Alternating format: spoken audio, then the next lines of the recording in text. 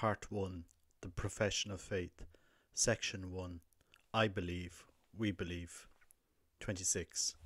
We begin our profession of faith by saying, I believe or we believe. Before expounding the Church's faith, as confessed in the Creed, celebrated in the liturgy, and lived in observance of God's commandments and in prayer, we must first ask what to believe means. Faith is man's response to God, who reveals himself and gives himself to man, at the same time bringing man to superabundant light as he searches for the ultimate meaning of his life. Thus we shall consider first that search, chapter 1, then the divine revelation by which God comes to meet man, chapter 2, and finally the response of faith, chapter 3. Chapter 1. Man's capacity for God.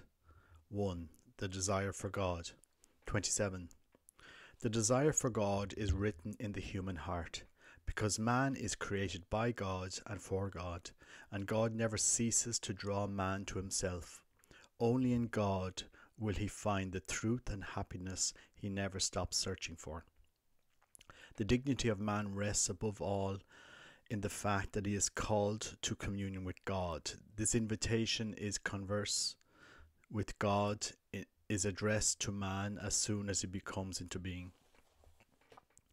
For if man exists, it is because God has created him through love, and through love continues to hold him in existence. He cannot live fully according to truth unless he fully acknowledges and loves and entrusts himself to the Creator. Vatican Council II, Gaudium et Spes 19:1. 28. In many ways, throughout history, down to the present day, man have given expression to their quest for God in their religious beliefs and behavior, in their prayers, sacrifices, rituals, meditations, and so forth. These forms of religious expression, despite the ambiguities they often bring with them, are so universal that one may well call man a religious being.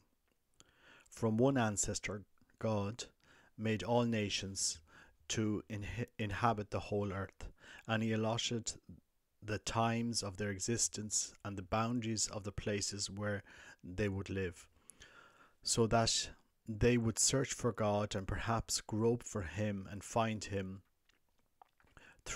though indeed he is not far from each one of us, for in him we live and move and have our being. Acts 27:26-28. 29. But this intimate, vital bond of man to God can be forgotten, overlooked, and even explicitly rejected by man. Such attitudes can have different causes: revolt against evil in the world, religious ignorance or indifference, the cares and riches of the world, the scandal of bad example on part of believers, currents of thought hostile to religion, and finally the attitude of sinful man which makes him hide from God out of fear and flee his call. 30. Let the hearts of those who seek the Lord rejoice. Although man can forget God or reject him, he never ceases to call every man to seek him, so as to find life and happiness. But this search for God demands of man every effort of intellect, a sound will, an upright heart, as well as the witness of others who teach him to seek God. You are great, O God, and greatly be praised. Great is your power, and your wisdom is without measure. And man, so small a part of your creation, wants to praise you. This man, though clothed with mortality and bearing the evidence of sin and the proof that you withstand the proud. Despite everything, man, though a small part of your creation, wants to praise you. You yourself encourage him to delight in your praise. For you have made us for yourself, and our heart is restless until we rest in you. St. Augustine. 2. Ways of coming to know God. 31.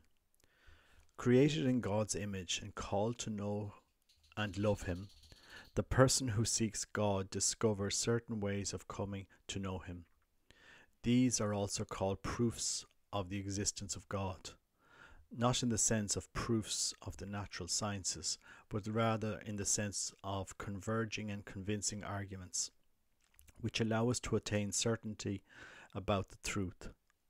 These ways of approaching God from creation have a twofold point of departure: the physical world and the human person. 32. The world, starting from movement, becoming contingency, and the world's order and beauty, can come to a knowledge of God as the origin and the end of the universe. As St. Paul says to the Gentiles, "For what can be known about God is plain to them, because God has shown it to them. Ever since the creation of the world, his invisible nature, timely, his eternal power and deity, have been clearly perceived in the things that have been made." And St. Augustine issues this challenge: question the beauty of the earth, question the beauty of the sea, question the beauty of the air, distending and diffusing itself, question the beauty of the sky, question all these realities. All respond, "See, we see beautiful. See, we are beautiful." Their beauty is a profession, confessio. These beauties are subject to change. Who made them if not the beautiful one, who is not subject to change? 33. The human person, with his openness to truth and beauty, has sense of moral goodness. His freedom and the voice of his conscience, with its longings for the infinite and for happiness, questions himself about God's existence. In all this, he discerns signs of his spiritual soul, the seed of eternity we bear in ourselves, irreducible to merely material, can have its origin in God, can have its origin only in God. 34. The world and man attest that they contain within themselves neither the first principle nor the final end, but rather they participate in being itself, which alone is without origin or end. Thus, in different ways, man can come to know that there exists a reality which is the first cause and the final end of all things, a reality that everyone calls God. St. Thomas Aquinas. Man's faculties make him capable of coming to a knowledge of the existence of the personal God. But for man to be able to enter into real intimacy with him, God willed both to reveal himself to man and to give him the grace of being able to welcome this revelation in faith. So, the proofs of God's existence, however, can predispose one to faith and help him to see that faith is not opposed to reason.